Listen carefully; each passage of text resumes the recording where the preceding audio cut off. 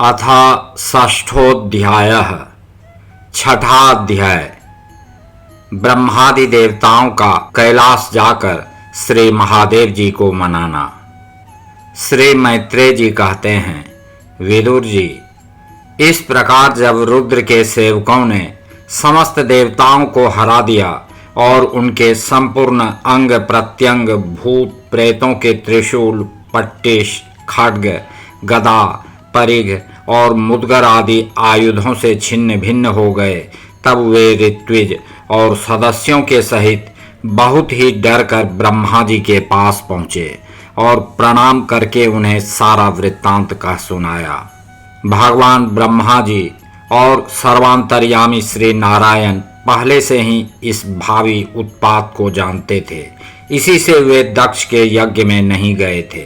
अब देवताओं के मुख से वहां की सारी बात सुनकर उन्होंने कहा, देवताओं, परम समर्थ तेजस्वी पुरुष से कोई दोष भी बन जाए तो भी उसके बदले में अपराध करने वाले मनुष्यों का भला नहीं हो सकता। फिर तुम लोगों ने तो यज्ञ में भगवान शंकर का प्राप्य भाग न देकर उनका बड़ा भारी अपराध किया है, परंतु शंकर जी बहुत शीघ्र प्रसन्न होने वाले हैं, इसलिए तुम लोग शुद्ध हृदय से उनके पैर पकड़कर उन्हें प्रसन्न करो, उनसे क्षमा मांगो। दक्ष के दुर्वचन रूपी बाणों से उनका हृदय तो पहले से ही बिंध रहा था, उस पर उनकी प्रिया सती जी का वियोग हो गया।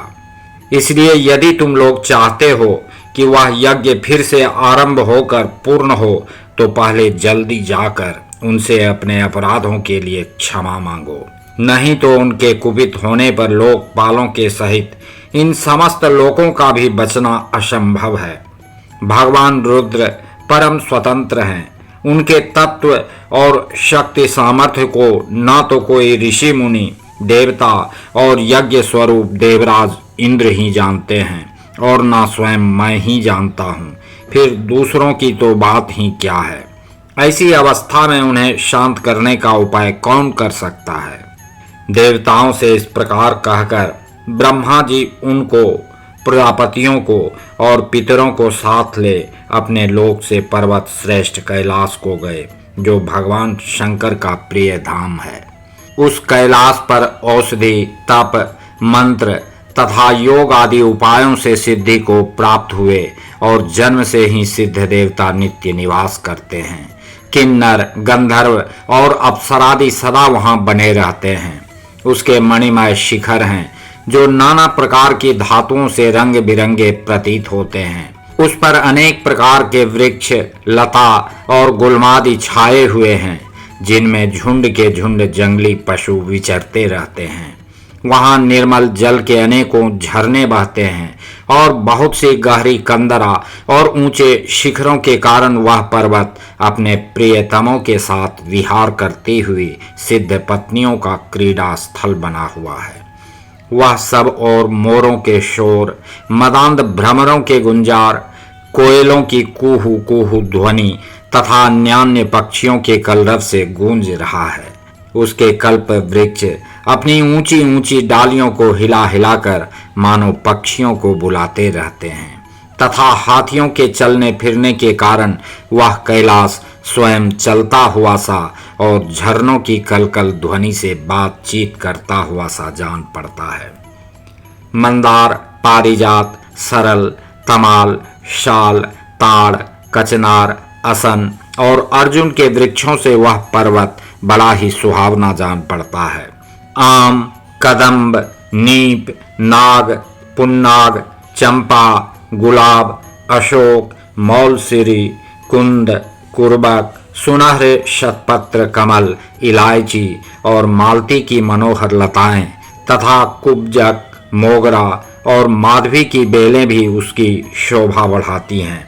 कटहल, गूलर, पीपल, पाकर, बड़, गूगल, भोज वृक्ष, औसत जाति के पेड़ अर्थात केले आदि जो फल आने के बाद काट दिए जाते हैं, सुपारी, राजपूग, जामुन, खजूर, आमड़ा, आम, पियाल, महुआ और लिसोड़ा आदि विभिन्न प्रकार के वृक्षों तथा पोले और ठोस बांस के झुरमुटों से वह पर्वत बड़ा ही मनोहर मालूम होता है। उसके सरोवरों में कुमुद, उत्पल, कलहार और शतपत्र आदि अनेक जाति के कमल खिले रहते हैं। उनकी शोभा से मुग्ध होकर कलरव करते हुए झुंड के झुंड पक्षियों से वह बड़ा ही भला लगता है। वहाँ जहाँ तहाँ हरिण, वानर, सूअर, सिंह, रीछ, शाही, नीलगाय, शरभ, बाघ, कृष्ण मृग, भैंसे, कर्णांत्र, एकपद, अश्वमुख, भेड़िए और कस्तूरी मृग घूमते रहते हैं तथा वहाँ के सरोवरों के तट केलों की पंक्तियों से घिरे होने के कारण बड़ी शोभा पाते हैं। उसके चारों ओर नंदा नाम की नदी बहती है, जिसका पवित्र जल देवी सती के स्नान करने से और भी पवित्र एवं सुगंधित हो गया है। भगवान भूतनाथ के निवास स्थान उस कैलाश पर्वत की ऐसी रमणीयता देखकर देवताओं को बड़ा आश्चर्य हुआ।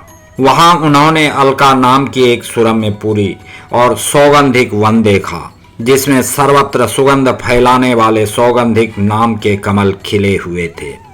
उस नगर के बाहर की ओर नंदा और अलकनंदा नाम की दो नदियां हैं। वे तीर्थपाद श्री हरि की चरण रज के संजोग से अत्यंत पवित्र हो गई हैं। विदुर जी, उन नदियों में रति विलास से थकी हुई देवांगनाएं अपने अपने निवास स्थान से आकर जल क्रीड़ा करती हैं और उसमें प्रवेश कर अपने प्रियतमों पर जल उलीचती हैं। स्नान के समय उनका तुरंत का लगाया हुआ कुछ कुमकुम धुल जाने से जल पीला हो जाता है। उस कुमकुम मिश्रित जल को हाथी प्यास न होने पर भी गंध के लोभ से स्वयं पीते और अपनी हथिनियों को पिलाते हैं। अलकापुरी पर चांदी, सोने और बहुमूल्य मणियों के सैकड़ों विमान छाए हुए थे, जिनमें अनेकों यक्ष पत्नियां निवास करती थीं। इनके कारण वह विशाल नगरी बिजली और बादलों से छाए हुए आकाश के समान जान पड़ती थी। यक्षराज कुबेर की राजधानी उस अलकापुरी को पीछे छोड़कर देवगण सौगंधिक वन में आए। वह वन रंग बिरंगे फल, फूल और पत्तों वाले अनेकों कल्प वृक्षों से सुशोभित था। उसमें कोकिल आदि पक्षियों का कलरव और भौरों का गुंजार हो रहा था तथा राजहंसों के परम प्रिय कमल कुसुमों से सुशोभित अनेकों सरोवर थे। वह वन जंगली हाथियों के शरीर की रगड़ लगने से घिसे हुए हरिचंदन वृक्षों का स्पर्श करके चलने वाली सुगंधित वायु के द्वारा यक्ष पत्नियों के मन को विशेष रूप से मथे डालता था। बावलियों की सीढ़ियां वैदूर्य मणि की बनी हुई थीं। उनमें बहुत से कमल खिले रहते थे। वहां अनेकों किम पुरुष जी बहलाने के लिए आए हुए थे। इस प्रकार उस वन की शोभा निहारते जब देवगण कुछ आगे बढ़े, तब उन्हें पास ही एक वट वृक्ष दिखलाई दिया। वह वृक्ष 100 योजन ऊंचा था तथा उसकी शाखाएं 75 योजन तक फैली हुई थीं। उसके चारों ओर सर्वदा अविचल छाया बनी रहती थी, इसलिए घाम का कष्ट कभी नहीं होता था तथा उसमें कोई घोंसला भी न था। उस महायोगमय और मुमुक्षुओं के आश्रयभूत वृक्ष के नीचे देवताओं ने भगवान शंकर को विराजमान देखा। वे साक्षात क्रोधहीन काल के समान जान पड़ते थे। भगवान भूतनाथ का श्रीअंग बड़ा ही शांत था। सनंदनादि शांत सिद्धगण और सखा यक्ष राक्षसों के स्वामी कुबेर उनकी सेवा कर रहे थे। जगतपति महादेव जी सारे संसार के सुहृद हैं, स्नेहवश सबका कल्याण करने वाले हैं। वे लोक हित के लिए ही उपासना, चित्त की एकाग्रता और समाधि आदि साधनों का आचरण करते रहते हैं। संध्याकालीन मेघ की सी कांति वाले शरीर पर वे तपस्वियों के अभिष्ट चिन्ह भस्म, दंड, जटा और मृगचर्म एवं मस्तक पर चंद्रकला धारण किए हुए थे। वे एक कुशासन पर बैठे थे और अनेकों साधु श्रोताओं के बीच में श्री नारद जी के पूछने से सनातन ब्रह्म का उपदेश कर रहे थे। वे बायां हाथ बाएं घुटने पर रखे, कलाई में रुद्राक्ष की माला डाले तर्क मुद्रा से विराजमान थे। वे योग पट्ट अर्थात काठ की बनी हुई टेकनी का सहारा लिए एकाग्र चित्त से ब्रह्मानंद का अनुभव कर रहे थे। लोकपालों के सहित समस्त मुनियों ने मननशीलों में सर्वश्रेष्ठ भगवान शंकर को हाथ जोड़कर प्रणाम किया।